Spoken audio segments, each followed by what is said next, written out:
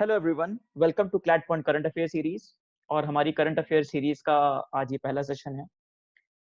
हम current affairs को approach कैसे करेंगे, एक बार जल्दी से इसको डिस्कस कर लेते हैं। करंट अफेयर को यहाँ पे हम डील करेंगे थोड़ा सा, कहते हैं ना, 360 डिग्री से। 360 डिग्री कहने का आशय यह है कि हम बेसिकली थोड़ा सा हिस्ट्री में भी जाएंगे, जो टॉपिक है उसके करस्पॉन्डिंग थोड़ा सा उसको अंडरस्टैंड करने की कोशिश करेंगे। और फिर करंट कॉन्टेक्स्ट क्या है, करंट इवेंट जिस पे हम करंट अफेयर्स की बात कर रहे हैं, जो करंट इवेंट है वो क्या कॉन्टेक्स्ट प्रोवाइड कर रहा है, और हमें उसका थोड़ा बेसिक बैकग्राउंड पता होना चाहिए। और यही हमारी ओवरऑल होलिस्टिक अंडरस्टैंडिंग को इम्पैक्ट डालता है। ठीक है, तो हम हर इवेंट को, हर सॉरी, हर टॉपिक को हम इसी तरीके से अप्रोच करेंगे। सो बेसिकली आप जैसे आज के टॉपिक में देखेंगे, हम 3 महीने या 4 महीने, या अगर हम हिस्ट्री की बात करें सो हम पिछले 100 साल की एक जर्नी ट्रेस करेंगे। ठीक है, सो आज की क्लास शुरू करते हैं। पहला टॉपिक है हमारा नगोर्नो काराबाख रीजन, और जो एक सेंटर ऑफ कॉन्फ्लिक्ट है, या कह लीजिए अजरबैजान और आर्मेनिया के बीच में जो एक 44 दिन का युद्ध हुआ है, इसके बारे में हम कुछ डिस्कस करेंगे। ये आपका इंटरनेशनल अफेयर्स का, अगर हम भारत की बात ना करें तो इंटरनेशनल अफेयर्स का इस साल की सबसे बड़ी घटना है। ये वन ऑफ द बिगेस्ट घटना है डोनाल्ड ट्रंप के इलेक्शन हारने के बाद। चलिए, अब बात ये भी आती है कि सर हम क्यों पढ़ें, इस रीजन की बात है। देखिए, बात इस रीजन की जरूर है, पर यहाँ पे क्या है, जियोपॉलिटिक्स बहुत इन्वॉल्व है, जो आगे जाके आपकी इंटरनेशनल अफेयर्स को इम्पैक्ट डालती है, आगे जाके आपके इंटरनेशनल अफेयर्स को इम्पैक्ट डालती है। और अल्टीमेटली ये जो जियोपॉलिटिक्स जिस तरीके से खेली जाती है, वो हर कंट्री पे इम्पैक्ट डालती है। बड़ी बात यह है कि इस तरीके का वॉर काफी समय बाद लड़ा गया है। छोटा सा वॉर था, पर हाँ लड़ा गया, वर्ल्ड वॉर 1 की स्टाइल में। ट्रेंचेस खींची, टैंक्स हुए, और नई टेक्नोलॉजी का भी प्रयोग हुआ। तो ये आपका जो ये वॉर लड़ा गया है, ये एक अच्छा एग्जांपल देता है कि अभी के जो वॉर हैं छोटे स्केल पे कैसे होते हैं, और कैसे बड़ी बड़ी पावर जैसे रशिया, टर्की कैसे इन्वॉल्व हैं, हम ये भी समझेंगे। चलिए शुरू करते हैं। तो एक अगर टाइमलाइन सर्च करें, ये आपकी 1 जुलाई से कुछ शुरू हुई बात। अच्छा, ये बात अभी आपको समझ में नहीं आएगी, धीरे धीरे हम समझेंगे। जुलाई से बात शुरू हुई आपका। एक कंट्री है अर्मेनिया, और दूसरा कंट्री है आपका अजरबैजान। ठीक? अब ये बात होती है कि भाई वो कहते हैं इन्होंने उनको पहले शुरुआत की, और वो कहते हैं इस पे इन्होंने इम्पैक्ट डाला। या फिर इन्होंने पहले लड़ाई की, ये कहेंगे नहीं इन्होंने पहले पहली बार बमबारी की। तो यहीं से कहानी शुरू होती है। तो जुलाई में पहली बार हुई, फिर सितंबर में एस्केलेट हुआ, सितंबर में फुल ब्रॉन बात शुरू हो गई, और अल्टीमेटली 10 नवंबर को आपका अर्मेनिया ये वॉर हार गया, और अर्मेनिया ने सीज फायर डिक्लेयर कर दिया, और एक एग्रीमेंट साइन हो गया। अजरबैजान एक विक्टर की तरह निकला इस पूरे प्रोग्राम में, पूरे वॉर में कहना चाहिए, इस प्रोग्राम नहीं। और फाइनली आपका दिसंबर आते आते ये देखा गया कि जो एक सीज फायर और जो एग्रीमेंट साइन हुआ था, वो आप देखेंगे कि वो एग्रीमेंट भी ब्रीच होने लगा। इसका मतलब कि अभी कोई एक वॉर के बाद जो पीस ट्रीटी होती है वो अभी इफेक्टिव नहीं है, और ये कॉन्फ्लिक्ट एस्केलेट होता रहेगा। पर जो कॉन्फ्लिक्ट का मेजर हब था, एपी सेंटर था, ये जो नवंबर का महीना, अक्टूबर का महीना, वो हम समझेंगे और जानेंगे। चलते हैं, पहले हम इस पूरे रीजन को देखते हैं, इस पूरे रीजन को अंडरस्टैंड करने की कोशिश करते हैं जल्दी से। हम बात कर रहे हैं कैस्पियन सी के बगल में अजरबैजान एक कंट्री है, और उसके पास में एक कंट्री है अर्मेनिया, इन दोनों कंट्रीज की। ऊपर एक बड़ा कंट्री है रशिया, एक कंट्री है यहाँ पे ईरान, और एक कंट्री जो सबसे बड़ा प्लेयर है इस पूरे खेल में आफ्टर रशिया, रशिया और टर्की। अगर आप देखें टर्की कितना बड़ा रीजन है, और उसके बगल में इसके छोटे छोटे नेबर हैं। ठीक, इसलिए हम बाद में पढ़ेंगे कि रशिया और टर्की का पूरे कॉन्फ्लिक्ट में क्या रोल रहा है। ठीक है, चलिए थोड़ा और जूम इन करते हैं, थोड़ा और जूम इन करते हैं, और हम अर्मेनिया को भी इंटर कराते हैं। ठीक है, अर्मेनिया को देखते हैं और अजरबैजान को देखते हैं। ये दोनों बहुत इंपॉर्टेंट जो रीजन है यहाँ पे लाई करते हैं, कैस्पियन सागर और ब्लैक सी, दोनों ही बहुत रिसोर्स रिच रीजन है। ऑयल के डिपॉजिट्स कह लीजिए, गैस के डिपॉजिट्स कह लीजिए, ये बहुत ज्यादा इस रीजन में पाए जाते हैं। आपने सुना भी होगा तापी पाइपलाइन, है ना? तापी पाइपलाइन क्या है? तुर्कमेनिस्तान। तो तुर्कमेनिस्तान यही एरिया है जहां से वो गैस निकालता है। सिमिलरली अजरबैजान के पास भी उसकी मेजर इकोनॉमी किससे चलती है? ऑयल और गैस से चलती है। तो ये जो रीजन है ये बहुत ज्यादा एक रिसोर्स रिच रीजन है। इसलिए ऑयल और गैस के रिजर्व के चक्कर में कंट्रीज एक दूसरे के कॉन्फ्लिक्ट में आती रहती हैं, और एक दूसरे को सपोर्ट और अपोज करती रहती हैं। चलिए हम आते हैं और जूम इन करते हैं, और जूम इन करके हम पाते हैं, अब हम इन कंट्रीज पे आ जाते हैं। एक कंट्री है आपकी अजरबैजान और एक कंट्री है आपकी अर्मेनिया। और लड़ाई है, आप कह लीजिए जैसे इंडिया और पाकिस्तान की किस चीज पे लड़ाई है? कश्मीर पे। इंडिया और पाकिस्तान की किस चीज पे लड़ाई है? कश्मीर पे। सिमिलरली इन दोनों की लड़ाई है इस छोटे रीजन पे जिसको नाम है नगोर्नो करबा। अब आप कुछ चीजें देखेंगे कि थोड़ा इंडिया पाकिस्तान से थोड़ा थोड़ा रिलेशन भी है काफी हद तक। ठीक है, काफी सिमिलैरिटीज और पैरेलल आप ड्रॉ कर सकते हैं इस चीज से। सो ये इंटरेस्टिंग एरिया क्यों है? ये इंटरेस्टिंग एरिया इसलिए है क्योंकि ये है, आप टेरिटोरी में देखें अगर, तो ये पूरा किस रीजन में आता है? ये एरिया आता है आपका अजरबैजान के अंदर, है ना? ये अजरबैजान के अंदर आता है, बट इसको रन कौन करता है? आपके एथनिक अर्मेनियंस, मतलब कि अर्मेनिया के ही लोग इसको अभी डी फैक्टो तरीके से गवर्न करते हैं। डी फैक्टो मतलब कि रियलिटी में कह लीजिए, रियलिटी में लॉ किसका चलता है? सरकार किसकी चल रही है? अर्मेनिया की चल रही है। ठीक, वहां अजरबैजान की सरकार नहीं चल रही, बोलना चाहिए थी, ये था होना चाहिए वॉज, क्योंकि अब तो वॉर हो गया और रिजल्ट पलट गया, हम वो समझेंगे। तो ये नगोर्नो कार्बा का जो रीजन है, ये रीजन क्या है? ये रीजन अजरबैजान के अंदर है और इसको कंट्रोल कौन करता था? अर्मेनिया। हिस्ट्री भी हम समझेंगे। अब हम हिस्ट्री से ही शुरुआत करते हैं। आपने यूएसएसआर का नाम सुना होगा, है ना? जो आपके कोल्ड वॉर के समय एक बहुत बड़ी एंटिटी थी, रशिया के साथ साथ बहुत सारी कंट्रीज को मिला के अपना एक इसने यूएसएसआर की स्थापना की। ठीक, उस यूएसएसआर में जो आपका यूएसएसआर की स्थापना कब हुई थी? 1917, एक रशियन रेवोल्यूशन के बाद। तो रशियन रेवोल्यूशन के बाद यूएसएसआर की स्थापना हुई। यूएसएसआर में क्या बना? आपका दो नई कंट्री जो यूएसएसआर के पार्ट थे, आप ये देखें, कंट्री नंबर 9 अर्मेनिया और कंट्री नंबर 10 अजरबैजान। तो ये यूएसएसआर के पूरे कंट्रोल में रहे ये दोनों कंट्री। पर यूएसएसआर ने जो कंट्री नंबर 10 था उसका प्लेस दिया कंट्री नंबर 10 को, बोला कि भाई ये कंट्री नंबर 10 है और ये जो एरिया है ये अजरबैजान को मिलना चाहिए भाई। ये यूएसएसआर का मानना था, उन्होंने जिस तरीके से मैप ड्रॉ किया। पर यहाँ रहते कौन लोग थे? यहाँ रहते थे अर्मेनियन लोग, एथनिक अर्मेनियन लोग। इन अर्मेनियन लोगों ने कहा नहीं नहीं नहीं भाई, हम अजरबैजान का पार्ट नहीं बनेंगे, हम why will be the part of Azerbaijan. तो वहीं से कॉन्फ्लिक्ट की शुरुआत थी 1920 से।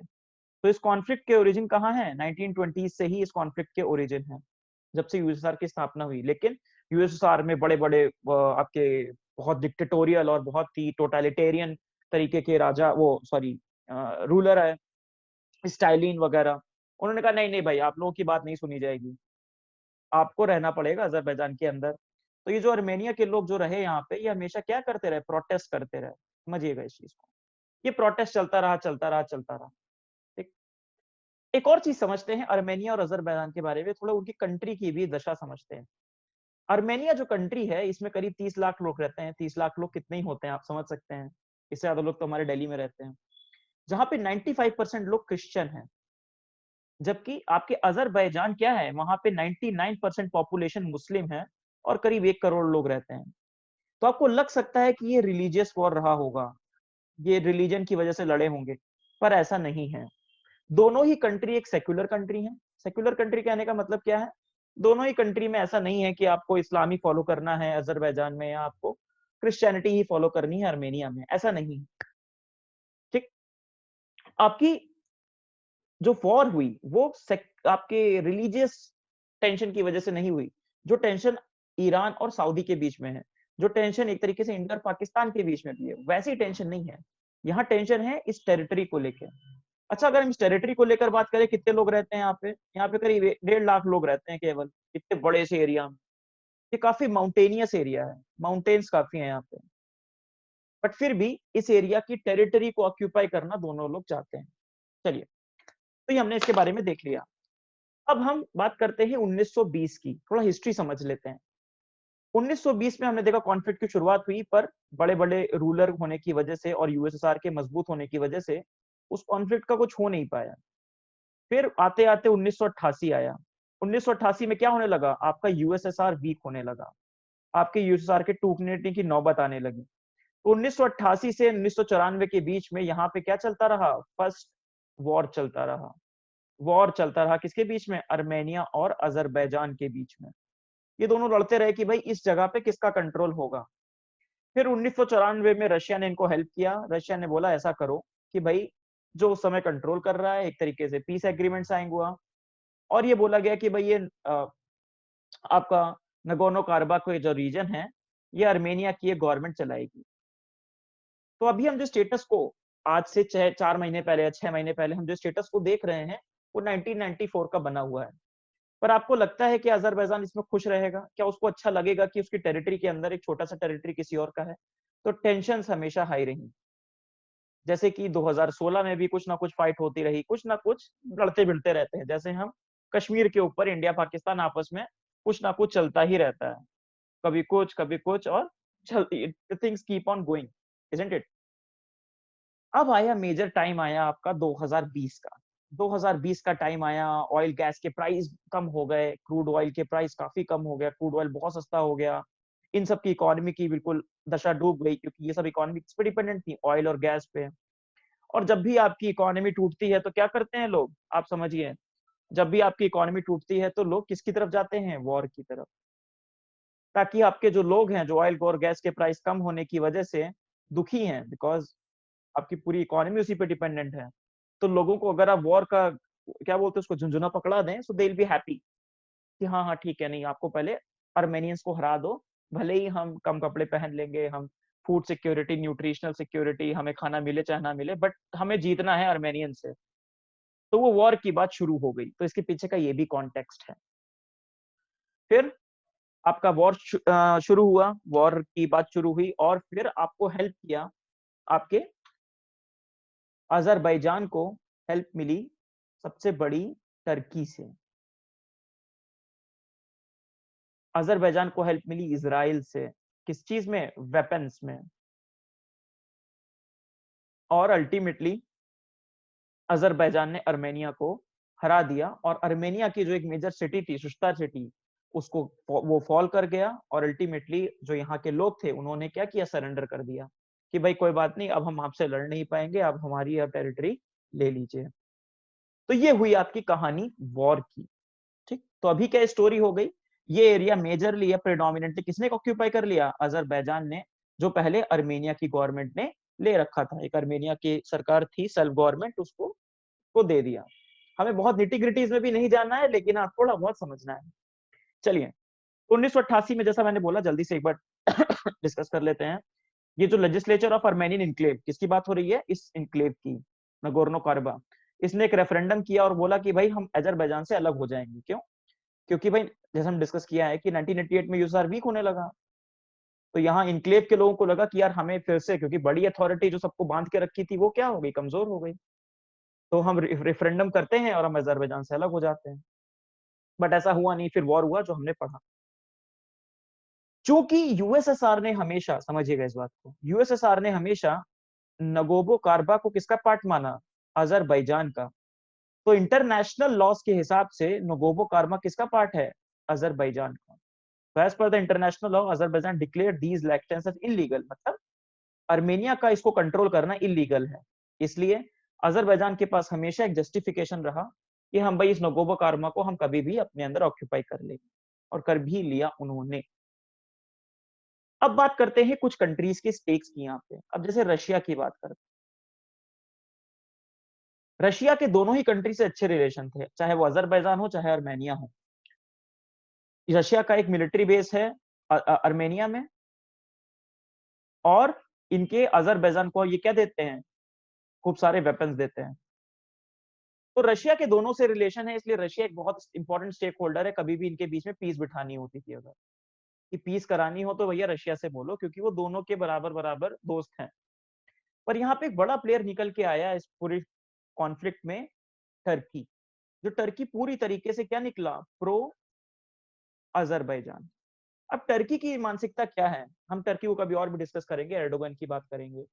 बट टर्की की मानसिकता आप देखिए, इतना बड़ा कंट्री और उसके बगल में चिन्नु-चिन्नु छोटे-छोटे कंट्री, है ना?